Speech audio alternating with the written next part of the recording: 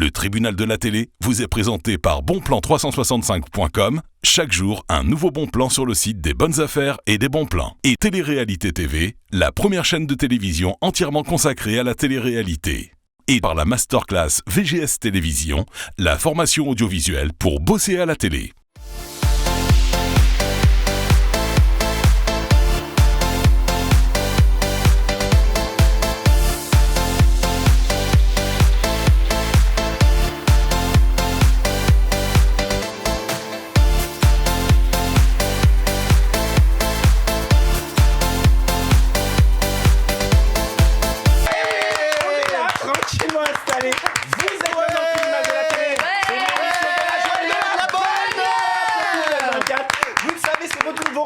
Sur People 24, la chaîne a décidé comme ça d'imposer toute une nouvelle génération de chroniqueurs, d'animateurs télé. Je ne vais pas perdre de temps, je vais vous les présenter immédiatement. Elle est là à ma droite, c'est notre mannequin et notre ami Nolwenn.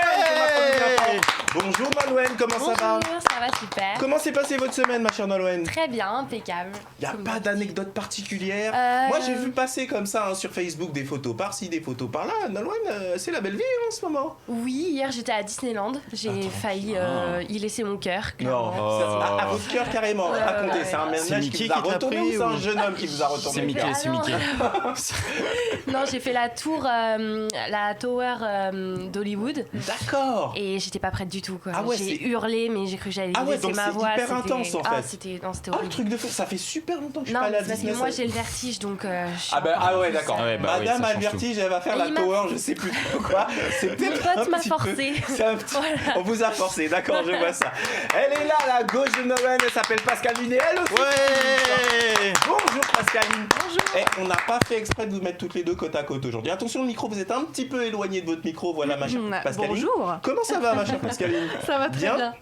Quoi de neuf cette semaine? Rien de particulier? Pas d'anecdote à me raconter? Je suis allée hier donc au concert de Kassav au Zénith de Rouen. Non, C'était trop bien. Ah sérieux? Exactement parce que c'est leurs 40 ans. Oh là là là là, ça, non mais c'est un truc de fou, la longévité de ce groupe. Exactement. Non mais 40 ans de carrière, c'est Bah juste oui. énormissime. Et franchement l'ambiance c'était quoi? Oh là là, c'était la folie. La folie. La folie. Le Zénith était plein. Oui. Ah génial, j'aurais dû être là. Je suis dégoûté. Ils sont passés sur Paris il y a pas longtemps. Eh ben vous l'entendez, il est là de l'autre côté de la table, c'est mon acolyte Vincent. Bonjour Vincent, comment ça va? Super bien en forme. Eh, le Enfin, en jeune forme, papa non. a bonne humeur. Hein. Oui, c'est le maquillage. Vous dormez bien mon cher Vincent? Ouais, Et oui, les ça nuits partent en dépend. difficile. Ça tourne, ça change.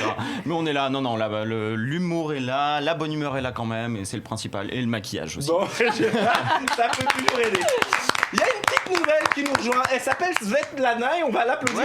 Svetlana. Comment ça va? Bien et vous? Ben, nous on est super contents de vous recevoir, ma chère Moi aussi. Svetlana. Svetlana. Oui, c'est ça. J'ai un peu du mal avec le prénom, mais ça va venir. Ça va être Oui. l'habitude petit à petit. c'est ça. Svetlana, il y a un exercice qu'on fait tout le temps dans le tribunal de la télé. Quand il y a une petite nouvelle qui vient, ben, on lui pose tout plein de questions. D'abord, quel âge avez-vous, Svetlana, et de quelle ville venez-vous? J'ai 19 ans et je suis de Blanc-Ménil. D'accord, donc en région parisienne. Oui, c'est ça. Qu'est-ce qui vous a donné envie, ma chère Svetlana, de nous rejoindre et de venir comme ça dans le tribunal de la télé, vous amuser avec nous dans cette ambiance, vous voyez, toujours pleine de bonne humeur? Bah, j'aime bien parce que ça réunit mes passions. C'est un fil conducteur avec la vidéo. Il y a aussi de la photo et j'aime beaucoup. Eh ben écoutez, nous on vous applaudit, Svetlana, et on vous souhaite bonne chance hein, avec nous. Merci. Autour du tribunal de la télé, immédiatement, on va pas perdre de temps. On va regarder le sommaire et vous allez voir aujourd'hui, on va vraiment parler de beaucoup de choses. C'est parti. Aujourd'hui, dans le tribunal de la télé, nous allons parler des sujets suivants. L'émission Mask Singer cartonne sur TF1. Vincent nous explique tout dans un instant. Une main portant une bague et un avant-bras ont été retrouvés dans l'estomac d'un requin-tigre. Nolwenn nous raconte cette histoire incroyable dans un instant. Julie Gradiani tient des propos très choquants sur l'antenne de LCI. Les internautes sont révoltés et Pascaline vous explique cela dans un instant. Le rappeur T.I. emmène sa fille une fois par an chez le gynécologue afin de vérifier qu'elle soit toujours vierge. Pascaline nous raconte cette histoire dans un instant. Bonne émission à tous!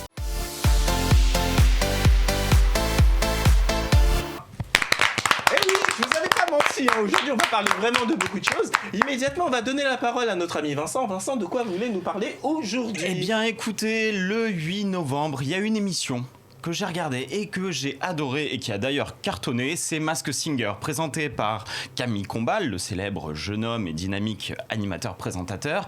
Ça a cartonné, ça a fait 6,6 millions Ça fait longtemps que TF1 n'avait pas fait ce genre d'audience pour ses émissions de variété. Exactement. Honnêtement, j'ai vu le début et ensuite j'ai eu du boulot, mais j'ai trouvé génial le concept. J'ai adoré. C'était vraiment génial. J'ai travaillé également aussi en regardant cette émission. Alors, les costumes sont fous. On se croirait totalement dans un manga. C'est ça qui est totalement dingue. À un moment. Vincent, si vous le permettez, juste à ce sujet, il y a, notre amie, j'ai oublié le prénom, Virginie, qui avait fait un sujet justement sur Masked Singer et le prix des costumes, 35 000 euros ils en ont moyenne. beaucoup misé là-dessus. Il faut savoir que les célébrités ont également mis leur petite touche en fait sur les costumes. Ils les ont choisis et ça a été, mais tout le long, une production de fou. Il y a eu quand même un coach vocal aussi parce que il y a Marie-Josée Pérec, donc qui était la panthère le 8 novembre, a été éliminée. Elle savait pas chanter, donc elle a eu un coach vocal.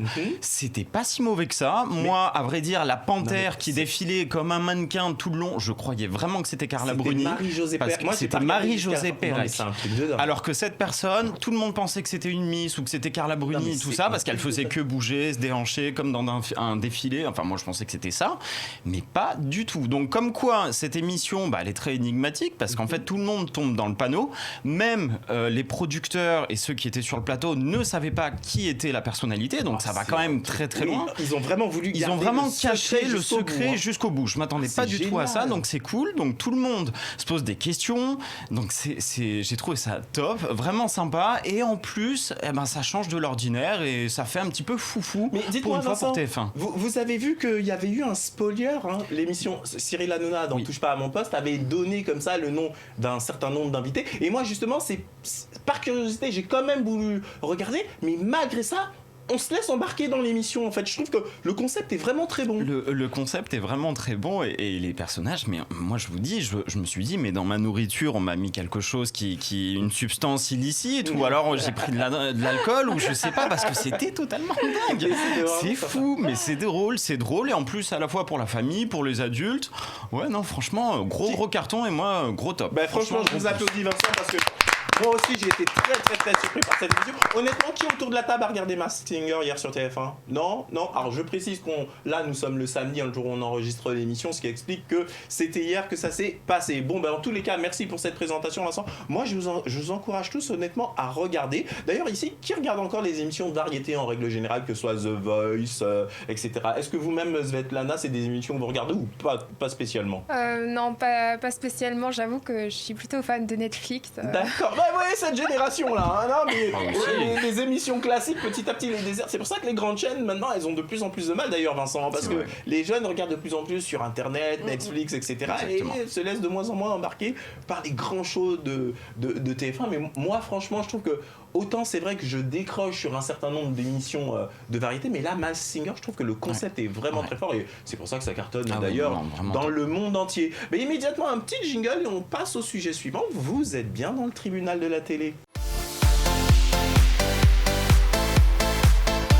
Et oui, on est là, tranquillement installé dans le tribunal de la télé. Vous le savez, si vous voulez réagir à l'émission ou même y participer, c'est extrêmement simple. Vous allez du côté du site internet de la chaîne à l'adresse www.people24.tv. C'est l'adresse qui s'affiche actuellement au bas de l'écran. Et vous allez tout simplement dans la rubrique programme, vous sélectionnez le tribunal de la télé. Là, vous allez voir, il y a plein de petites nouveautés puisqu'on vous demande souvent votre avis sur les sujets dont nous débattons au cours de l'émission. Comment vous réagissez, vous n'hésitez pas, vous remplissez le formulaire qui est destiné de la même manière. Vous pouvez aller également sur les réseaux sociaux qui s'affichent actuellement au bas de l'écran. Immédiatement, on va donner la parole à notre ami Nolwenn. Nolwenn, de quoi vous voulez nous parler ? Alors aujourd'hui, je vais vous parler d'une main qui portait donc une bague et un avant-bras qui ont été retrouvés dans l'estomac d'un requin tigre.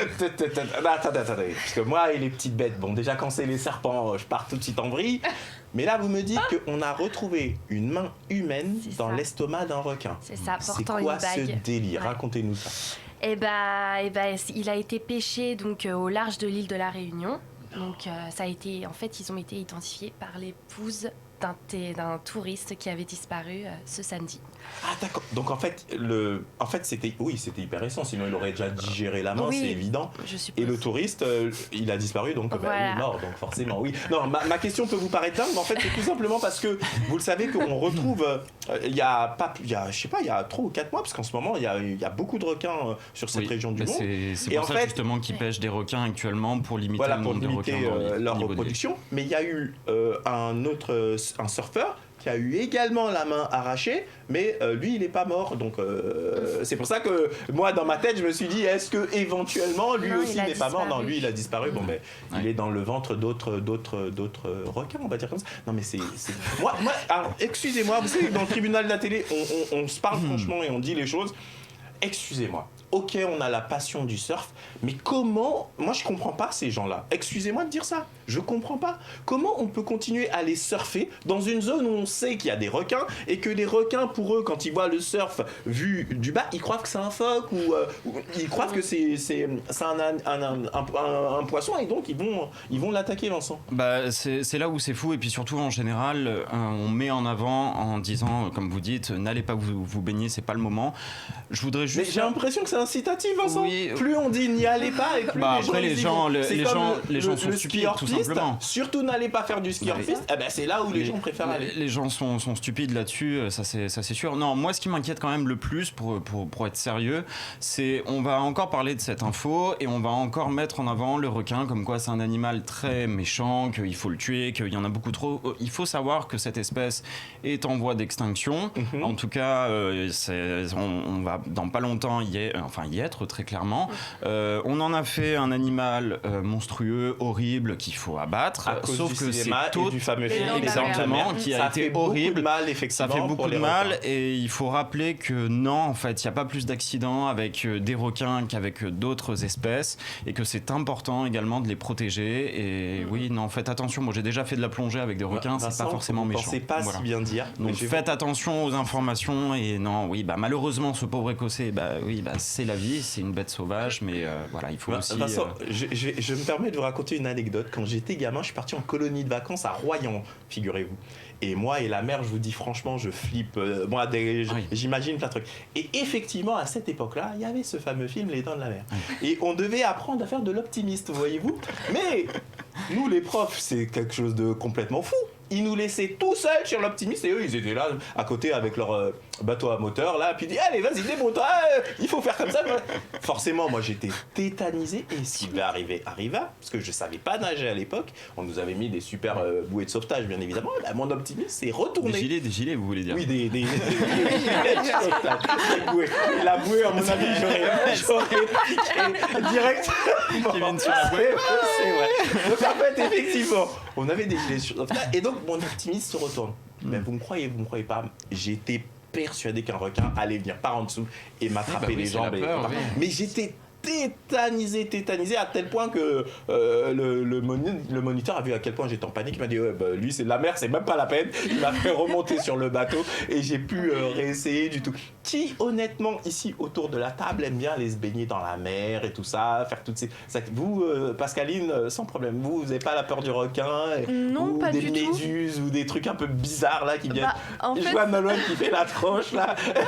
je sens que c'est pas son truc. Non, en fait pas du tout. Quand j'ai été en Grèce au mois de mai, j'ai fait ma première plongée et justement je lui disais mais squale, requin, j'ai peur.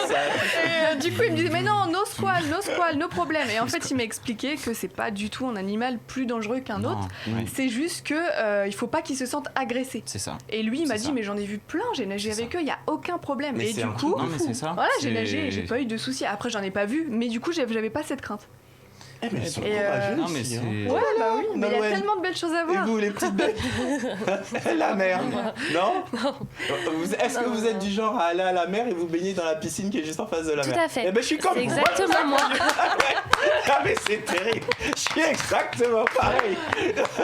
Les petites bêtes, c'est pas mon truc. Bon, hormis ça, honnêtement, je pense qu'on a tous ici plus ou moins une sensibilité animale. Et c'est sûr que ce que vient de nous dire Vincent, c'est quand même assez bluffant et perturbant. Et vous, Svetlana, la mère? Ah, moi j'adore. C'est bien, ça s'applaudit. Donc si on vous emmène à la plage et tout, vous êtes la première dans l'eau, vous foncez direct. Et vous, est-ce que vous avez déjà eu cette crainte des petites bêtes? Oui, aussi, racontez-nous. J'ai peur quand même de voir des requins ou des petites bêtes bizarres. On n'est jamais à l'abri. Moi, j'avoue que c'est les requins, puis les méduses aussi, je sais pas pourquoi, mais c'est le truc qui me... Bon, vous savez ce qu'on va faire? On va faire calmement une petite minute, on va regarder ces beaux poissons. Regardez ces images de vue marine, Vincent. Ah bah moi j'adore la plongée, donc avec plaisir. On se fait ça pendant une petite minute, c'est parti, regardez, ça va apaiser.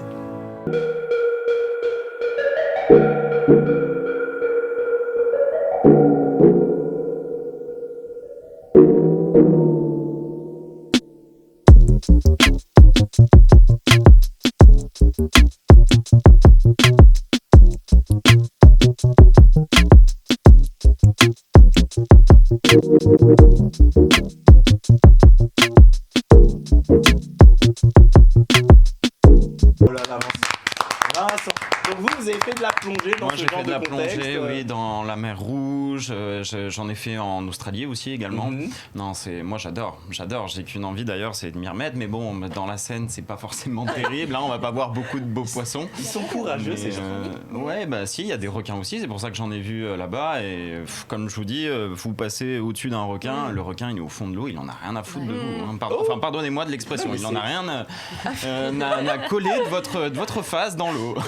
En tous les cas, je vous applaudis, mon frère. Immédiatement, c'est la publicité. On se retrouve immédiatement. Vous êtes bien dans le tribunal de la télé.